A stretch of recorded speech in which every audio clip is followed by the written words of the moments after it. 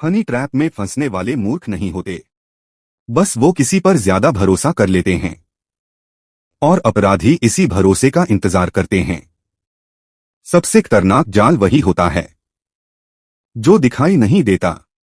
रात के करीब 10:30 बजे थे।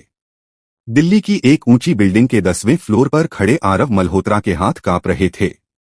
मोबाइल की स्क्रीन पर आखिरी मैसेज चमक रहा था, अगर सच में मुझसे मिलना चाहते हो तो अभी आ जाओ। अकेले। आरव एक सफल रियल एस्टेट बिजनेसमैन था। पैसे, रुतबे और नाम की उसे कभी कमी नहीं रही। लेकिन पिछले 6 महीनों से उसकी जिंदगी में एक नाम लगातार शामिल हो गया था, रिया। सब कुछ एकदम अचानक शुरू हुआ था। रिया से आरव की पहचान एक बिजनेस कॉन्फ्रेंस में हुई थी। नीली साड़ी, सादा मेकअप और आंखों में अजीब सी मासूमियत। उसने खुद को एक फ्रीलांस जर्नलिस्ट बताया था जो कॉरपोरेट दुनिया पर रिसर्च कर रही थी। आप जैसे ईमानदार लोग बहुत कम होते हैं, रिया ने मुस्कुराते हुए कहा था। वो मुस्कान आरव के दिल में कहीं टिक गई। उसके बाद phone calls, message, coffee meetings, सब कुछ बहुत नेचुरल लगा। रिया ज्यादा सवाल नहीं पूछती थी, बस सुनती थी।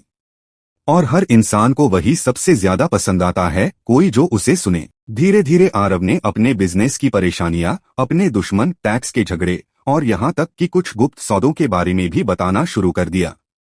आप बहुत ज्यादा अकेले हैं, रिया ने एक दिन कहा था।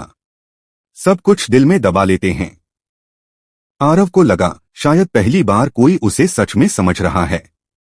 उसे नहीं पता था कि हर बात, हर राज, हर कमजोरी, सब कुछ रिकॉर्ड हो रहा था। हर मुस्कान प्यार नहीं होती और हर अपनापन सुरक्षित नहीं होता। रिया अकेली नहीं थी। शहर के बाहरी इलाके में एक फ्लैट में बैठा था विक्रम, एक शातिर अपराधी। हनी ट्रैप उसका पेशा था, रिया उसका सबसे बड़ा हथियार। कैमरे, audio recorder, fake social media profile, सब कुछ तैयार था। रिया का काम था भावनात्मक रिश्ता बनाना, भरोसा जीतना।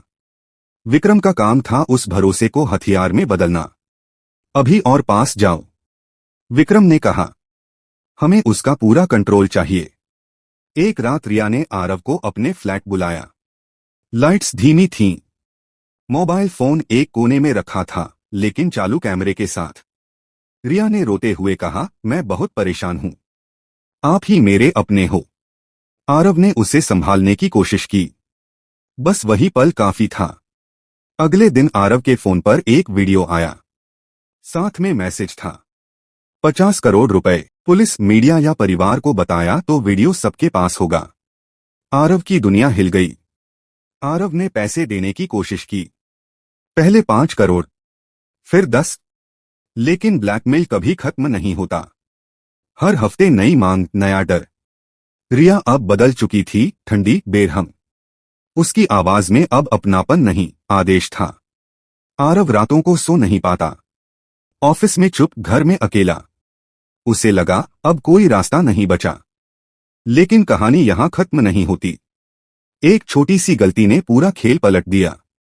जो शिकार था वही शिकारी बनने वाला था।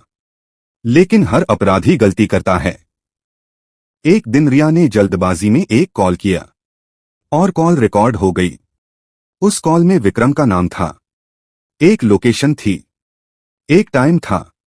आरव को पहली बार लगा शायद अभी भी कुछ किया जा सकता है।